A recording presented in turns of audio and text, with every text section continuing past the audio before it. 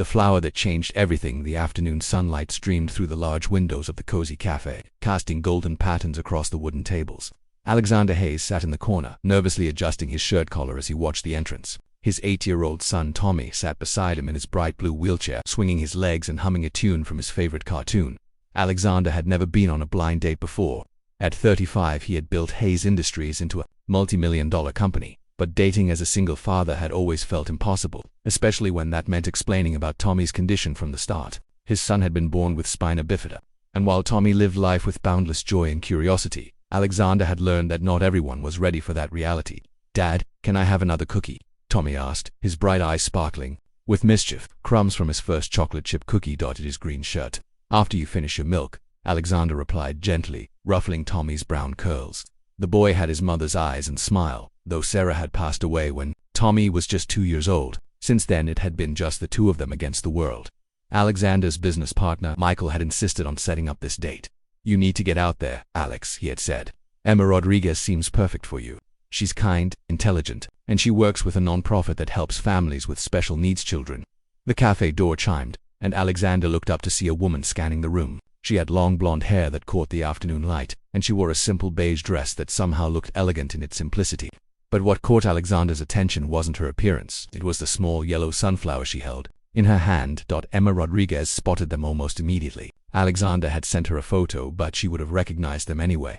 The man sitting protectively close to his son, the careful way he had positioned himself to be at eye level with the boy in the wheelchair. She took a deep breath and walked toward their table. "Alexander," she asked softly, her voice warm with genuine nervousness. "Yes, that's me. And this is Tommy." Alexander started to stand, but Emma was already kneeling down beside Tommy's wheelchair, bringing herself to his height.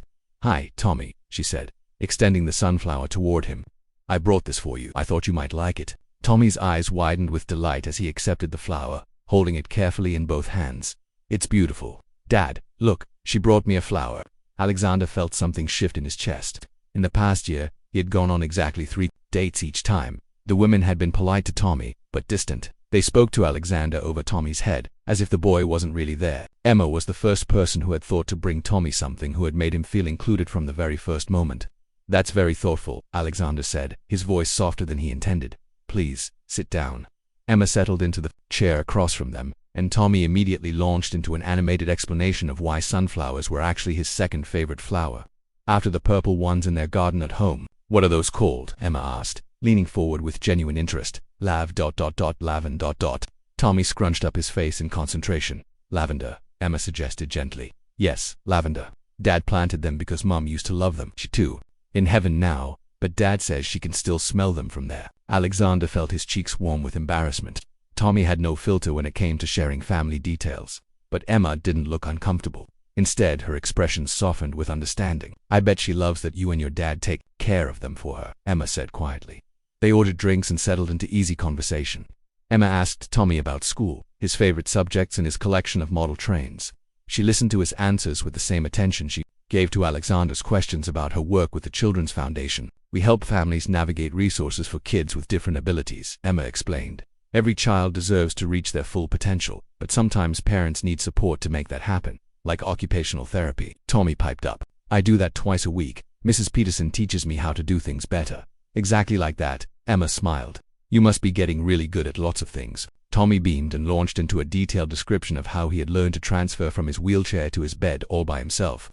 Alexander watched Emma's face as his son spoke. She never looked away, never seemed impatient or uncomfortable. She asked follow-up questions and celebrated Tommy's achievements as if they were the most important things in the world.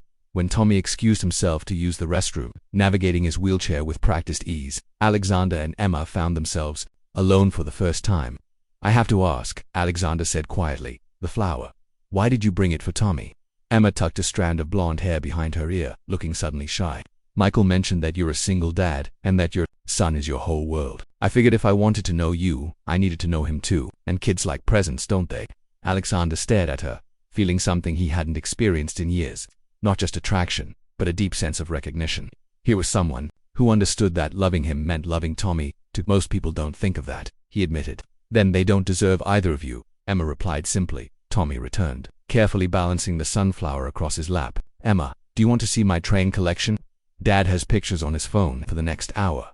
They looked at photos of Tommy's elaborate train setup in their basement. Emma asked detailed questions about each engine and track piece, and Tommy glowed under her attention. Alexander found himself relaxing in a way he hadn't in years, watching his son connect with someone new. As the afternoon grew late, Alexander realized he didn't want the day to end, but Tommy was starting to yawn, and his afternoon medication schedule was approaching.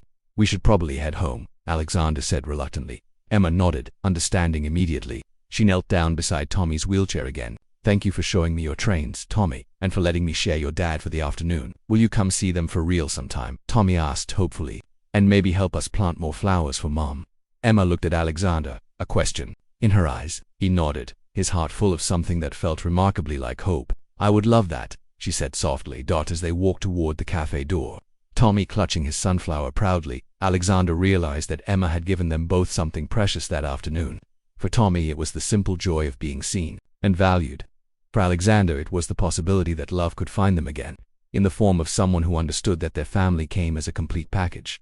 3 months later, Emma would help them plant a new flower bed in their backyard. Tommy would insist on sunflowers right in the center, and Emma would agree that they were perfect there, bright and strong and impossible to ignore, just like the love that had grown between them all, starting with one simple flower and a woman who knew that the best way to reach a man's heart was often through the heart of his child.